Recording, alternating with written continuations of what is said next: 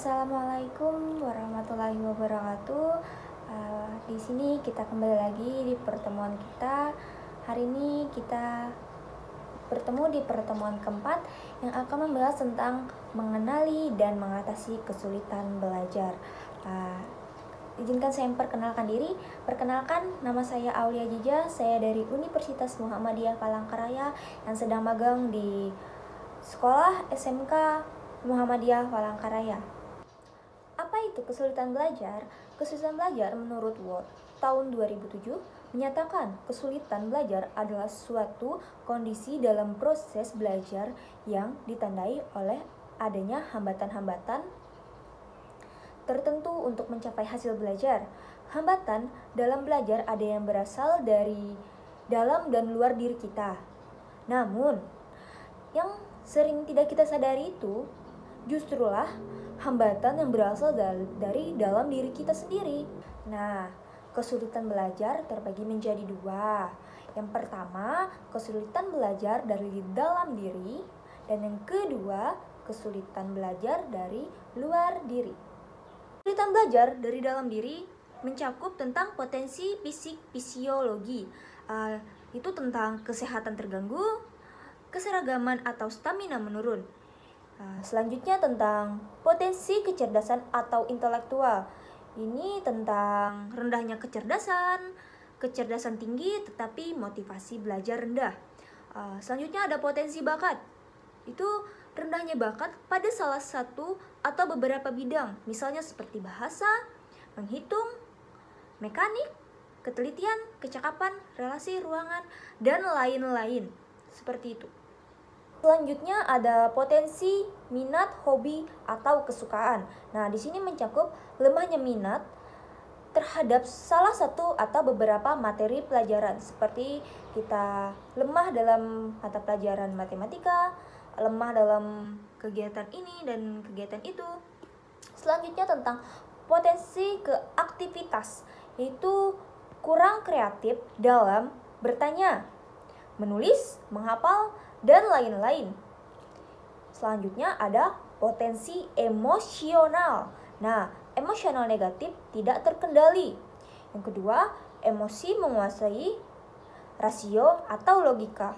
Selanjutnya, daya juang. Nah, langsung menyerah, tidak berdaya ketika menghadapi kesulitan dan penderitaan. Ini sangat tidak bagus.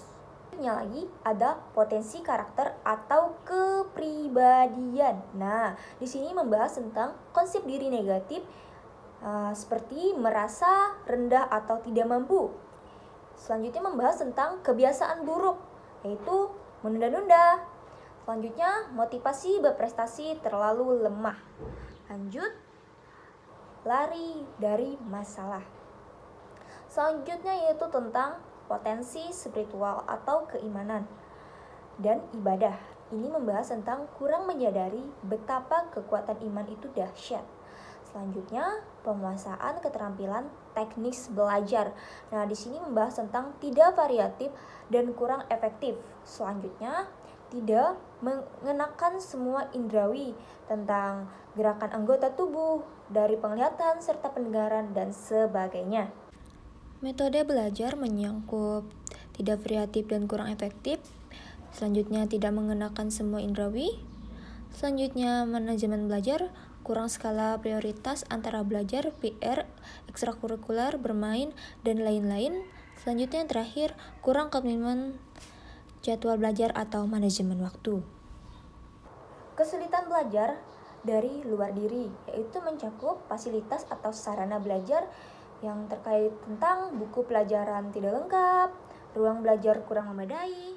Selanjutnya, pola asuh dan peran keluarga, mencakup tentang sikap otoriter atau terlalu dan dalam keluarga atau orang tua.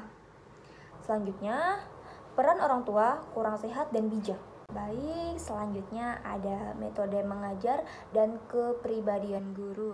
Nah, di sini membahas tentang metode mengajar yang kurang variatif, sikap guru yang kurang bijaksana, dan suara yang kurang lantang.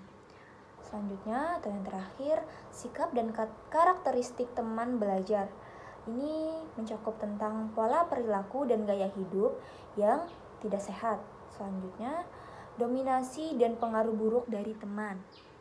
Bagaimana cara kita mengatasi kesulitan belajar? Nah, di sini ada nih berbagai tips untuk mengatasi kesulitan belajar. Mengatasi kesulitan belajar, yang pertama, mengatur jadwal belajar di rumah. Yang kedua, kita bisa mengikuti les. Yang ketiga, merangkum poin-poin penting. Yang keempat, memberi reward pada diri sendiri, memberi hadiah pada diri sendiri. Dan selanjutnya, membuat evaluasi hasil pembelajaran di sekolah. Dan yang terakhir, jangan menunda-nunda. Baik, sekian materi dari saya tentang mengenal dan mengatasi kesulitan belajar. Nanti sampai ketemu lagi kita di materi selanjutnya, yaitu materi yang kelima. Nanti akan kita bertemu lagi. Sampai jumpa.